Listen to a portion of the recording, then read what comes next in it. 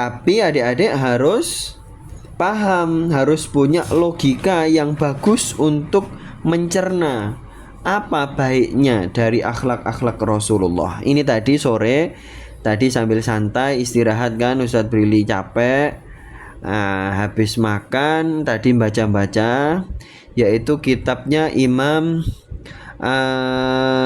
Al-Waqidi. Nah, Imam Al-Waqidi itu punya kitab Al-Maghazi namanya.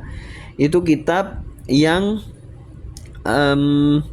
menyebutkan diantaranya, dan ini adik-adik harus paham, harus punya logika yang bagus supaya tidak menjadi mencela Rasulullah atau memiliki perasaan tidak cocok dengan Rasulullah. Itu nggak boleh sama sekali ya.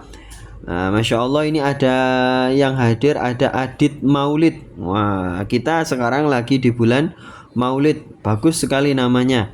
Ya, mengingatkan kita tentang Rasulullah. Ada Akhi Dafa, ada Ukhti Fatia, ada Ukhti siapa? Tria, nah, dan yang lainnya. Nah, kemudian apa di dalam kitab Al-Waqidi itu tadi, kitab Al-Maghazi karya Imam Al-Waqidi, itu disebutkan ketika Rasulullah, dan banyak kisah ya, banyak kisah. Yang namanya peperangannya Rasulullah, namanya perang ya. Adik-adik kemarin nonton gak yang masalah demo-demo kemarin, demo-demo yang di berbagai kota itu ya? Ya, itu sebagai gambaran saja, bukan pembenaran ya. Ustadz Brili tidak membenarkan. Sebagai gambaran ketika kita berperang, misalnya nanti suatu saat juga kita berperang melawan orang-orang non-muslim, kafir harbi ya, kita memerangi mereka. Andai kata itu terjadi misalnya di Palestina misalnya, nah pasti yang namanya perang itu akan ada harta rampasan dan ada yang namanya tawanan. Ada yang namanya harta rampasan dan ada yang namanya tawanan. Nah, ketika Rasulullah melakukan banyak peperangan, beliau juga mengambil tawanan-tawanan jadi non-muslim, apapun kondisinya. Kebanyakan yang bisa tertawan itu adalah orang-orang yang lemah, atau memang orang kuat yang kemudian sudah lemah tapi masih hidup ya, atau para wanita ya, dan anak-anak.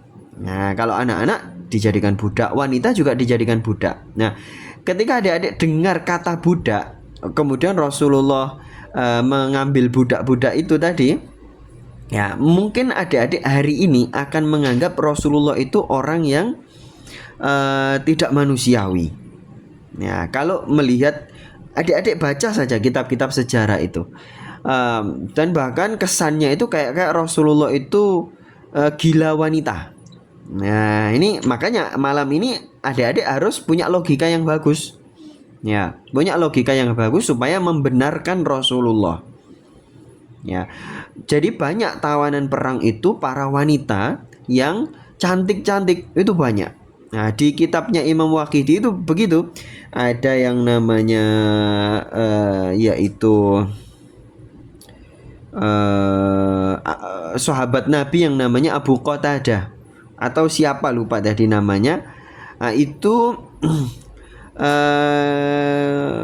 karena menjadi pasukan perang ya, ada tawanan cantik dari non muslim dijadikan tawanan ya, cantik gitu kan. Terus ada sahabat Nabi yang lainnya yang menuntut gitu ya, Rasulullah, dulu engkau pernah menjanjikan saya kalau menang dalam perang saya dikasih budak wanita yang cantik. Lah itu sahabatmu yang lainnya itu punya dapat tawanan yang cantik, yuk kasihkan ke saya dong gitu. Lalu Rasulullah bilang ke sahabat Nabi bestinya beliau yang lainnya itu, ayo mana wanita tawananmu, kasihkan ke saya, biar saya kasihkan ke saya gitu ya, kasihkan ke saya. Coba bayangkan seperti itu. Kalau adik-adik hari ini tidak punya logika yang bagus, nah pasti akan menganggap Rasulullah itu tidak sopan, Rasulullah itu tidak baik, Rasulullah itu gila wanita. Nah, kalau adik-adik tidak punya logika yang bagus. Nah, logika yang bagus itu bagaimana? Nah, logika yang bagus itu adalah yaitu kita mengingat bahwa Rasulullah itu bukan ahli maksiat. Kita harus ingat itu, Rasulullah bukan ahli maksiat. Nah, sehingga Rasulullah mau punya tawanan sebanyak apapun, ya beliau tidak akan berzina. Ya, tidak akan berzina. Ya, kalau kita ya kita kan ahli maksiat ya. Kalau dalam kondisi seperti itu bisa-bisa kita berzina. Nah, makanya harus kita punya logika yang bagus supaya tidak menyalahkan Rasulullah. Nah, tayyib, kita dengarkan saja adik-adik ya, didengarkan. Nah, nanti sambil dilihat itu share screen-nya. Nah, bla bla bla bla bla bla wa ta'yidi bil mu'jizatil bahirati wal barahinil wadihati. Nah, di sini yang menjadi pelajaran kita malam hari ini ya, wal karamatil bayyinati, dan Allah memberikan keramat-keramat yang sangat jelas. Loh, Ustadz Brili kok HP besarnya di kasur nak, dibuntut. Ya.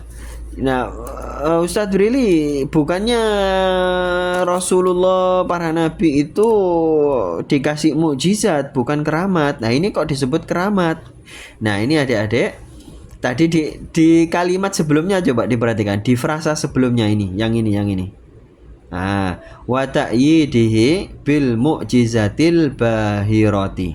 Nah, jadi Rasulullah dan para nabi yang lainnya itu dikasih mukjizat, juga dikasih karomah. Nah, itu ada bedanya, adik-adik. Ada bedanya. Tapi tidak perlu dibedakan banget gitu ya. Ada bedanya tapi tidak perlu dibedakan banget. Nah, tayyib. Sekarang kita lompat ke halaman berapa ini ya? Kelihatan halaman 20. Nah, ini Ustadz Brili sudah menyusun ini, jadi enak adik-adik tinggal baca saja. Wa ma yata'allaqu biha minas tsana'i wal karamah. Jadi Rasulullah itu dikasih karomah. Nah, di sini ya, kemudian apa sih karomahnya Rasulullah itu?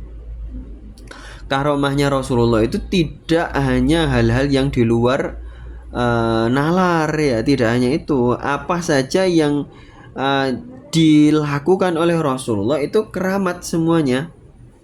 Keramat semuanya.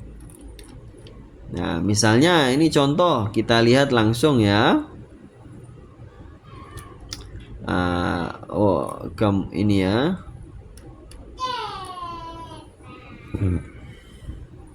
Nah, di sini.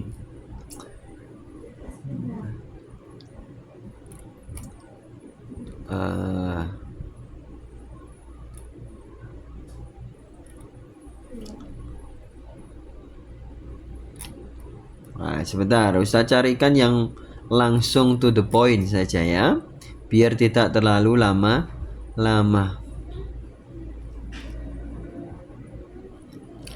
Belum nyampe ya, diperhatikan saja. Masih belum. Belum. Loh, ternyata tidak bahas di situ ya. Bentar, kita lihat di daftar isi saja. Ternyata menurut kitab Asy-Syifa ini, karomah itu tadi yaitu hal-hal yang membuat kita menjadi beriman. Nah, betul kan tadi Ustadz Brili bilang bahwa karomahnya Rasulullah itu tidak hanya hal-hal yang di luar nalar. Hal-hal yang masuk nalar itu juga, yang masuk haikal, nah itu juga termasuk karomah. Nah, sekarang ini saja di jilid yang kedua. Nah, ini contoh ya. Contoh karomahnya Rasulullah itu ini, misalnya informasi hal-hal ghaib. Nah, Rasulullah itu bisa tahu informasi masa lalu, Rasulullah bisa tahu.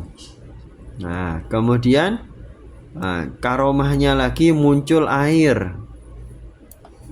Ya, muncul air dari jemari beliau. Ustadz, bukannya itu mukjizat? Ya, itu mukjizat, tapi juga termasuk karomah, kan? Ya, setiap mukjizat pasti karomah, tapi tidak setiap karomah adalah mukjizat. Nah, kemudian makanan menjadi banyak. Nah, ini kelihatan ya adik-adik para santri, mukjizat berupa pembanyakan makanan. Nah, ini baru jilid yang kedua adik-adik ya. Ustadz Brili sudah menyusun jilid yang ketiga. Nah, tapi belum selesai. Nah, di jilid yang ketiga ini justru aneh-aneh adik-adik. Nah, yaitu pohon yang bisa bicara. Kelihatan para santri ya, pohon yang bisa bicara dan bersaksi atas kenabian beliau. Kemudian batang pohon kurma yang sudah tidak tumbuh lagi, yang dijadikan pegangan Rasulullah di mimbar, itu bisa menjerit. Kemudian banyak juga benda-benda yang bisa ngomong, berupa batu, berupa gunung, ya itu bisa. Kemudian hewan yang ngomong dengan Rasulullah ada. Bahkan Rasulullah pernah menghidupkan orang mati. Nah, ini mungkin adik-adik tidak biasa mendengar informasi ini. Taunya yang punya mukjizat menghidupkan orang mati itu kan Nabi Isa. Ya, Rasulullah itu juga menghidupkan orang mati. Ya, pernah gitu ya, pernah. Kemudian berdialog, bahkan berdialog dengan anak bayi yang belum bisa ngomong. Nah, ini kan batita, bayi 3 tahun. Dan mereka bersaksi. Kemudian Rasulullah menyembuhkan orang sakit dan cacat. Nah, ini juga kisahnya aneh-aneh loh adik-adik. Nah, ini aneh-aneh. Kemudian banyaknya menerima dakwah beliau, kemudian kekeramatan beliau. Nah, ini halaman 51 ya, kita coba ya, halaman 51. Nah, halaman 51 kita coba. Oh, terlalu jauh ya. Nah, intinya adik-adik, malam hari ini kita harus mengimani semua hal-hal yang aneh dari Rasulullah. Mana? Kok hilang?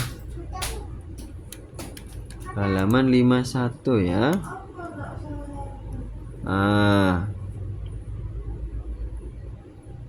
Nah, ini ada kuda yang tinggal disentuh sama Rasulullah langsung bisa sehat lagi.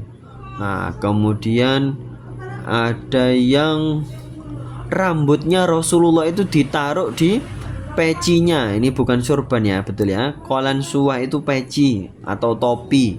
Topi perangnya Khalid bin Al-Walid ya.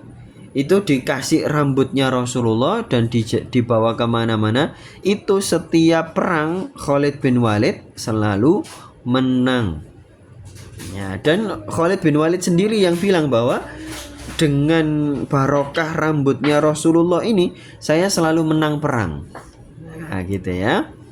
Kemudian kemudian bahkan jubahnya Rasulullah itu dicuci dengan air bersih. Air bersihnya itu kayak dicelup gitu loh ya, kayak dicelup. Nah, air bersihnya itu bisa untuk menyembuhkan orang sakit. Sehebat itu ya. Kemudian banyak ya cerita-cerita keanehan Rasulullah itu banyak.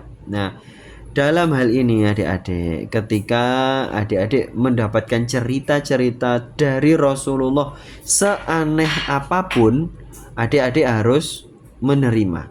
Tidak boleh menolak sama sekali. Yang penting riwayatnya benar ya adik-adik. Yang penting informasinya benar ya. Nah, ada sahabat Nabi yang tongkatnya itu bisa keluar kayak lampunya gitu. Keluar lampunya padahal tongkat kayu biasa. Nah, gara-gara itu disentuh sama Rasulullah gitu saja. Sudah, kamu silakan pergi pakai tongkat ini, keluar cahayanya. Ini karamatnya Rasulullah itu sampai bisa dilakukan oleh para sahabat Nabi gitu ya. Nah, ini adik-adik juga begini ya, seringkali di media sosial itu